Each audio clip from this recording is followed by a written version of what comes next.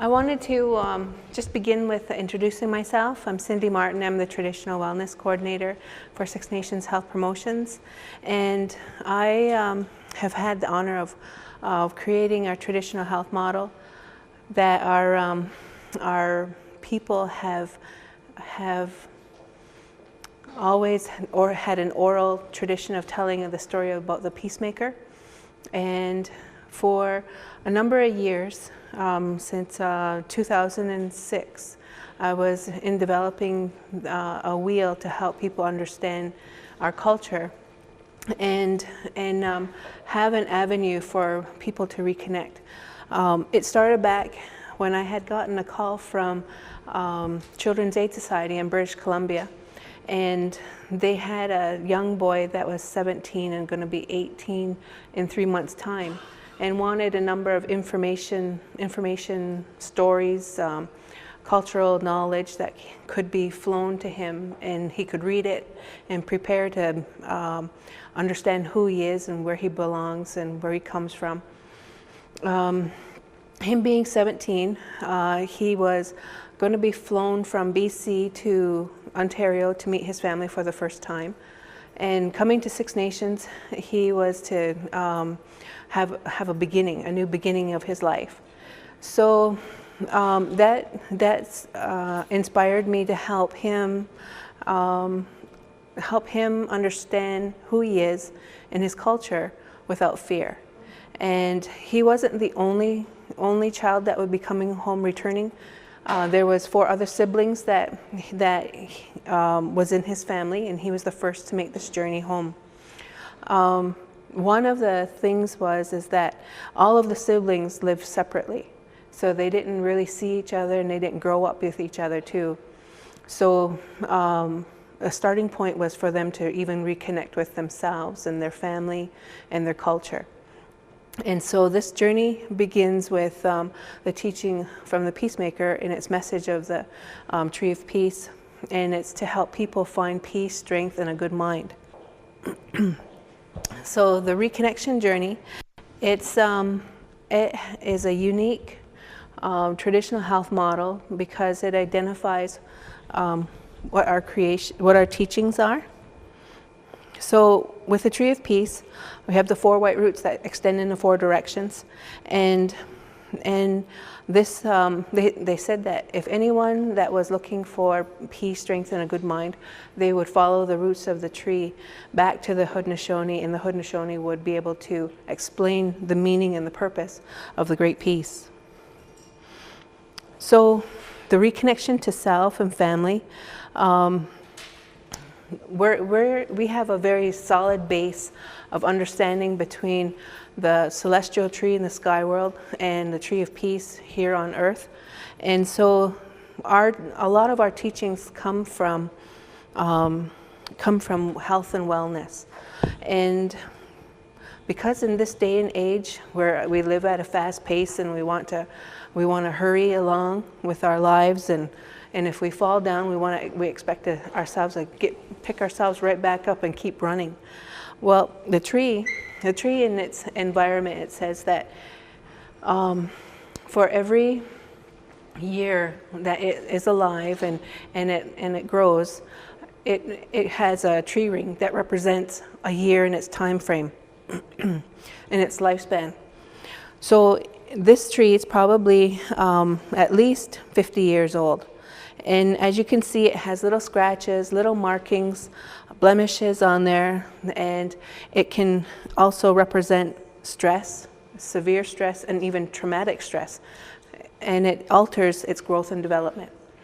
But with a healthy environment and the nutrients from food and from air and water, you can build a healthier environment and build healthier tree rings. You can outgrow those hurts, but you have to be patient for one to feel restored and also rejuvenated.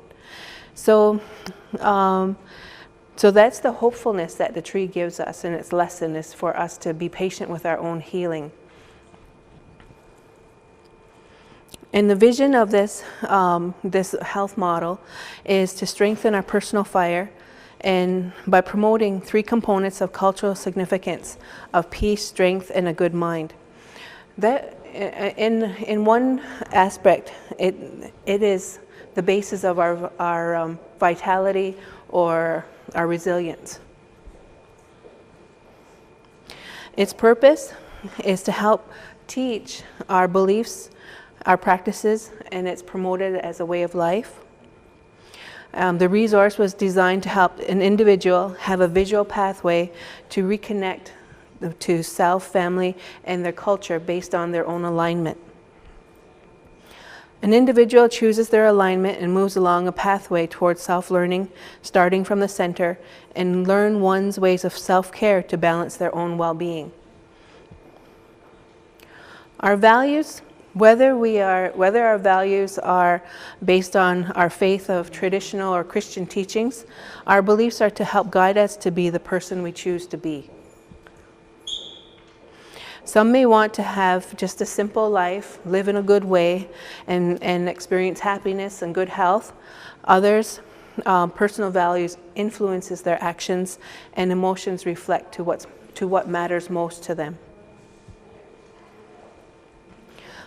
The core of the model itself, it is the energy or the fire that fuels the motivation within a person's heart to do something or not to do something. So it projects emotional expressions or feelings. So behind me is the actual wheel itself, the Reconnection journey. It's one of the 4 white roots from the Tree of Peace. And this Reconnection, you'll see in here, there's 3 sections. It's based on the body, the mind, and the spirit. The emotions here are right in this center here. That yellow part is the fire, the person's core. And this is what motivates a person to have a low fire or a high fire. The vitality of this person will be reflected into this. And the emotions that are here is happy, calm, caring, sad, fear, and anger. Those 6 are basic emotions that help a person understand how they're feeling. There's many different words to describe the intensity of that emotion, of their emotion, but these are the 6 basic ones that a 10-year-old can identify, or even a 90-year-old. But in the center is where we start, at the core. Now, we had just talked about those emotions, and one of the things that I wanted to talk to you about is to use this model. You don't have to be a victim, or you don't have to be in a negative state. You can be in a positive state, and that's what teaches you to be grateful for the positive things that are happening in your life. It gives you time to reflect. So our natural response, our emotions have those various levels of intensity, but those emotions act like warning lights to anything good or negative that's happening to us. If it's negative, then we automatically stop. Even if we're fearful, we automatically stop. But if it's positive and we have good outcomes, then we're going to keep going forward. And when we have these emotions, I'm going to go through it so that people can understand the alignment. We need to release these emotions as our body responds to the situations. It's not healthy for us to suppress those emotions because it actually is the source of stress. So when you think about this, your emotion here, I'm just gonna put some chaos in here. I'm gonna make this alignment completely different, and think of this as the universe and the sun in the middle, and I'm going to ask for a volunteer. What emotion do you want me to start with? Any emotion? Caring? Okay. So we have caring, and we're going to line this up in this alignment in this direction, north and south or vertical.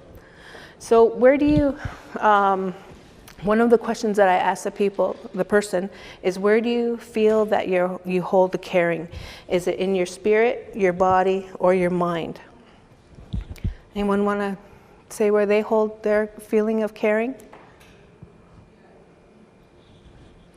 Okay, I'm going to just say body.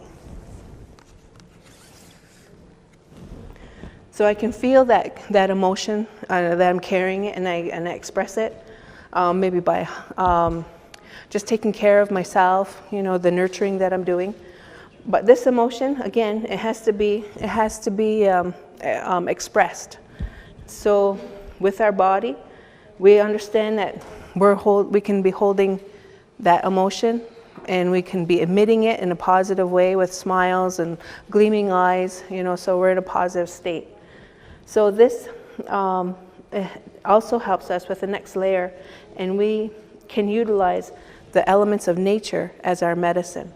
So we have the earth, we have the water, and we have the air.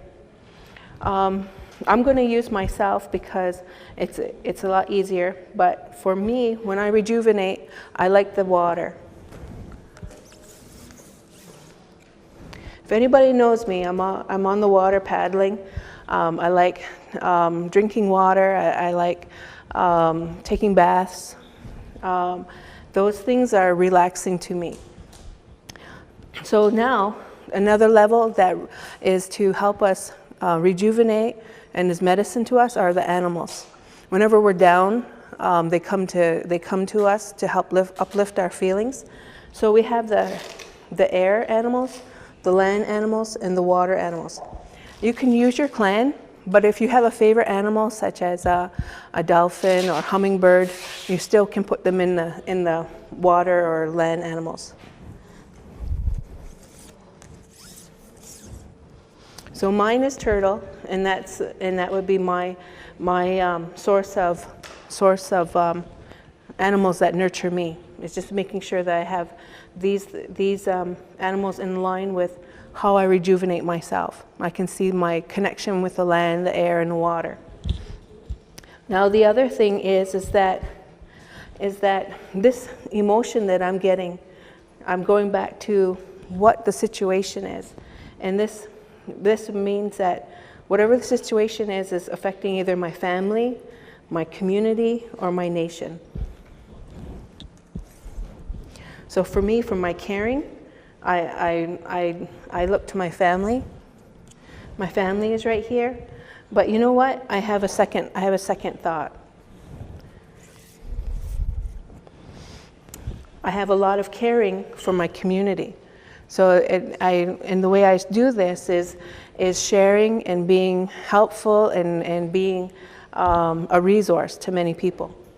Now, from this emotion right here, that caring, is this. Now we don't have to utilize this as a negative. So this is being grateful for what's happening in our lives. So this next one is about the past, the present, or the future. And mine's about the present. It's because it's right here, right now. And we're sharing the information here. Now again, the source of caring, is it about birth, life, or death? You're going to notice that these words have different meanings. They're very broad because what I like to call it is passive counseling, because it's a series of questions that bring out the answers from the person based on their own questions. So mine's about life. I'm a person for life and support others. Now with our traditional knowledge, if there was something that I was seeking that reflects caring, I would be looking at two realms for information to help me help others. And we have the celestial world, and that's with the Creator and the four beings. My questions could be for the natural world, where we are right now. Or we could be talking in the realm of the spiritual world, and that's with our ancestors. Now, one of the things is that for me, I would be going with the natural world. It's because I would be working with people who are traditional knowledge carriers. They would have their knowledge to help help me direct them to other people. And so that's how I would be representing the caring part of, you know, my answers, and giving me direction, and actually validates what I'm doing. So this next layer is, if there's questions that I have in this natural world, who would I feel comfortable talking with? Who do I feel comfortable talking with? Would it be the medicine people? Would it be a seer? Or would it be traditional knowledge carriers?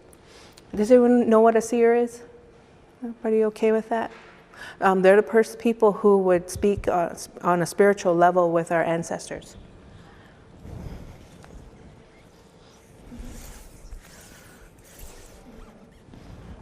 So I would feel comfortable talking with traditional knowledge carriers to ask, you know, what else I could do to support that feeling of caring.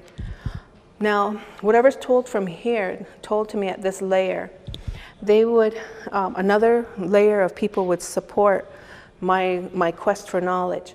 And it would be the chiefs, it could be the faith keepers, or it could be the clan mothers.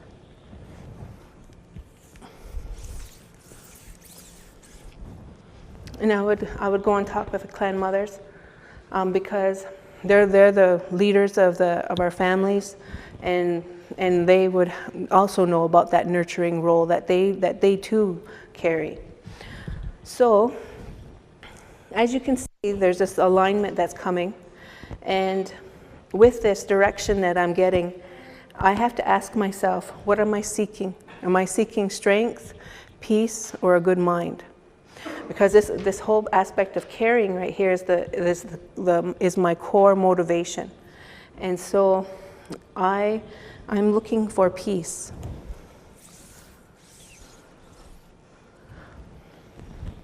Because when we're caring for that peace to be nurtured. Now this next layer right here is a layer that has to do with 3 sacred items within Native culture. In ours, it involves the condolence ceremony. The condolence ceremony was to uplift the grief that people have and give them peace of mind when they came to talk to our people.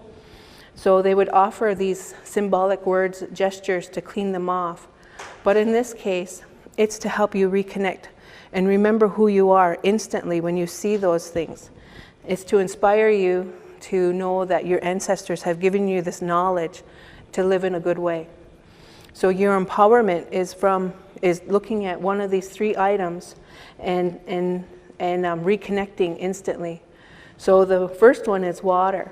And the water, when that's used for the condolence ceremony, is to clear your throat so you can speak.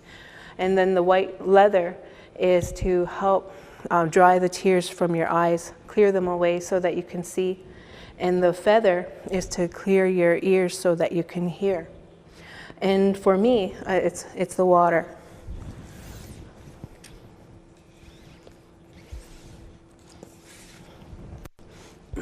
If anybody remembered me as a young girl, I didn't speak very much. I was really quiet. And I got to a certain level that it came easily once I understood that water was a medicine for me. And I reconnected to water more so than anything else. Now this last layer right here is about binding your truth within you so that there's no self-doubt. This is all about you. Well, in this case, it's all about me and what's important to me. This one could always be the same, but for me, it's the wampum, the tether, or the offering of good words. The tether is a leather string that helps keep you grounded. How many drove from here to Toronto and missed part of the journey? Put your hands up if you missed it. Missed Mississauga. I've done it numerous times. Okay, how many have been in a conversation with somebody for 10 minutes and didn't hear a word they said? I've done it. And it seems like you just come back when they ask you a question, right? So this, the string is to help keep keep babies grounded when people die, their loved ones die. But in this case, it's to keep adults here in the moment and to so that their mind doesn't wander. So that helps keep them grounded. And then the offering of good words. That's your personal commitment to your own well-being. You say it to yourself, or you have someone burn tobacco and speak in the language and say what needs to be done for your well-being. But again, it's a personal commitment. And then you have the wampum. And mine is the wampum. So this alignment right here that you see, it's not negative, it's very positive, it's supportive. And the whole thing is to help people learn about the culture without fear. Because it can be overwhelming if you're coming to learning about who you are for the first time and not knowing who your family is. Or, like in the case of the young man that was with Children's Aid, I don't know his name or I never met him, but this impact on for him was to help alleviate that fear for him to feel welcome and to have a starting point. So this right here has been a very useful resource so that people can have an understanding, and that the thing is that this revolves. It doesn't stay that way, because you're going to have a different emotion 20 minutes from now, and you're going to have a different issue that that you're going to need to learn more about. So this wheel, it's to give people more knowledge about the culture, about themselves, and about how to rejuvenate themselves, doing self-care.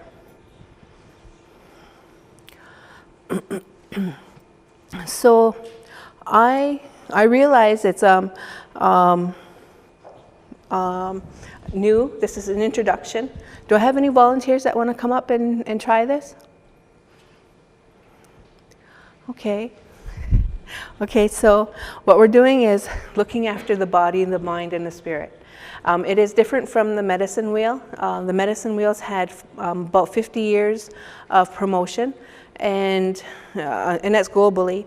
But it's based on the Lakota teachings of the medicine wheel, and ours is different. And we have always known that our teachings are different, and this helps people have an understanding of how different it is.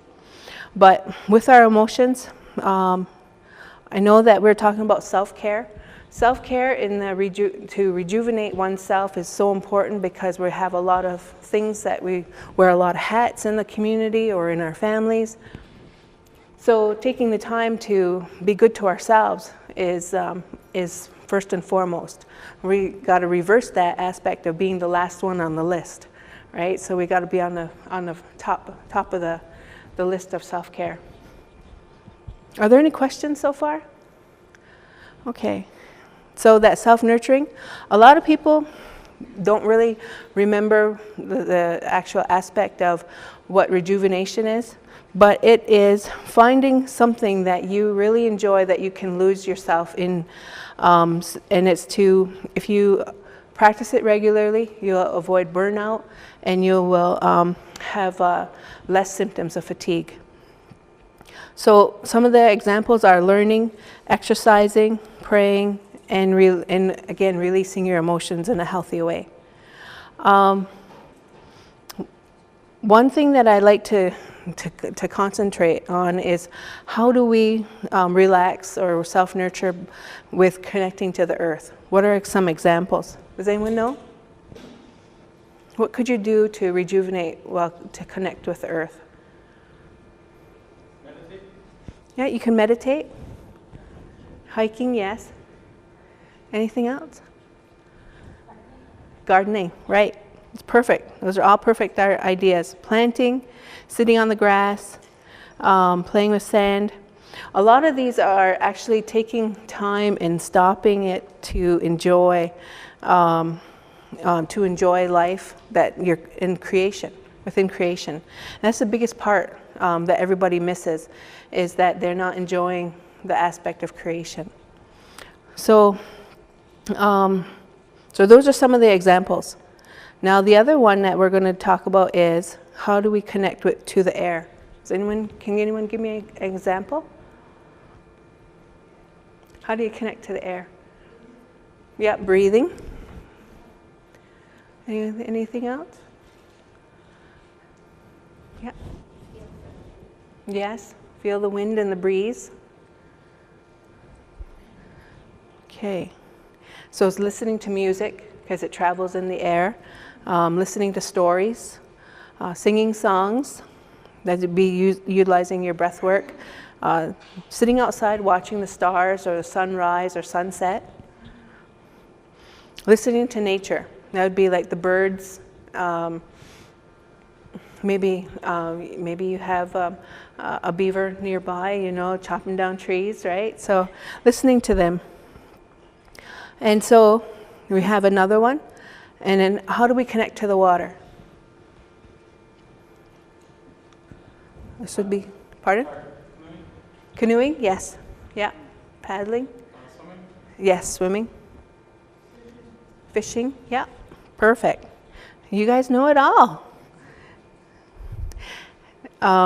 Swimming is taking baths, drinking water. Those are all aspects of reconnecting to the water. Some people are isolated and they just have to have an image of water or some type of scenery of nature to help them feel balanced. I'm thinking particularly elders in seniors' homes or residential centers because they don't get outside very much. It would be good to have that image so that their mind can go to those places. But our gratefulness, we all have to acknowledge in our Thanksgiving address what's provided to us within creation, and that we're only to use the resources to what we've, we're not to use more than what we need, and we're not to be wasteful. We're to conserve. So we have to remember that all of life is interdependent. It's connected to one another, and when they're in balance, then our lives are in balance. Our health is in balance. And Mother Nature's system, though it has a continual presence, it shouldn't be taken advantage of. So we always have our Thanksgiving address to give thanks. And so our life experiences, within this model, it talks about that our elders have always said that we've been able to choose our parents. And our destiny is talked to us before we're born, and we're given a bundle that we travel with to Earth during our birth, and it's called the placenta. So that bundle, it's filled with everything that we need to help us through life experiences. And learning from our experiences, we often wonder why things have happened, or why me. So all those things that we have to seek out can come back into the wheel. It's very broad. We won't find those answers immediately, but they will eventually come about. But in our moment of personal reflection, we have those feelings, those emotions that are going to be normal, and we have those thoughts that can be supported and addressed or talked about. But with that, it's always important to practice self-care, just so that you build your resiliency and you don't feel like you don't have any tools to help you with it. So this helps you move through it in a nurturing way. So what determines our path? Well, I was told that when I was younger, I had the whole community educate me because they knew that I was relative to them, and they would share their knowledge with me. And they would say, you know, that their decisions were always in consideration of others. So that it wasn't a decision, well, I'm going to do this and I'm going to do it this way and you got to get used to it, right?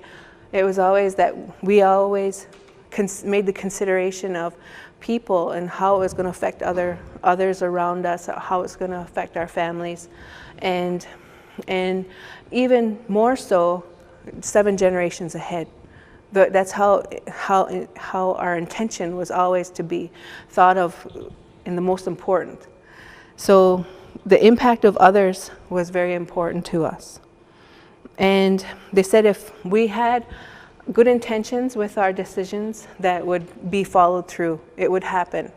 If there was challenges, then it would be considered not at the right time. You know, it'd be in its own time. It would become successful. So one of the things that we have, though, is our resiliency, our free will to make those decisions. But we also have a lot of things that were in our sack that help guide us. And we get tested on them. And it's hope, faith, having positive thoughts, perseverance, compassion, acceptance, courage, encouragement, patience, sharing, understanding, fairness, forgiving, and unconditional love. They said that those characteristics were put in our sack, and that's what makes us human, in our bundle. So when we have these things, we're tested on them to see how much we've learned, to see if we've passed, to see if we have that ability to see the big picture. So our self-awareness, it comes back to what's our identity, who are we, what are our values, and what can I do to help myself or yourself. Now the thing is that when we need help, we have to be ready to accept it as well, accept help from others. So we have to understand too, we have to know what we're seeking and who can help us and what's our commitment to ourselves. That's utilizing the wheel. All those questions reinforce all these questions on here about the self-awareness. And because only taking care of ourselves can only be done by ourselves alone. We can utilize the energy and the good intentions from others and our family and our friends and people who are service providers, but it's up to us basically to utilize everything. And again, help comes when we accept it, but lifestyle changes continue as a way of life. Every stage of life that you have, whether you're a child or a youth or an adult or a senior, all those changes come in, and we have to work with each other to understand what's coming. How did we get through it? Prime example is menopause, right? So we all women get together and say, "How'd you get through it?" You know, but there's different things, situations that we can prepare. And we have to identify what gives us strength. And giving us strength, that's that aspect of rejuvenation in there. Finding your resiliency is sometimes found when you're actually in the thick of things. You don't know how strong you are until you're going through it. And it's amazing. People are amazing. So when we come into focus, we can ask what's happened, where are we going, what our behaviors are, what's our responsibility, and what do we want to accomplish. Ultimately, it's up to us as to how we want to live our lives, and to know that we carry the strength of our ancestors within us.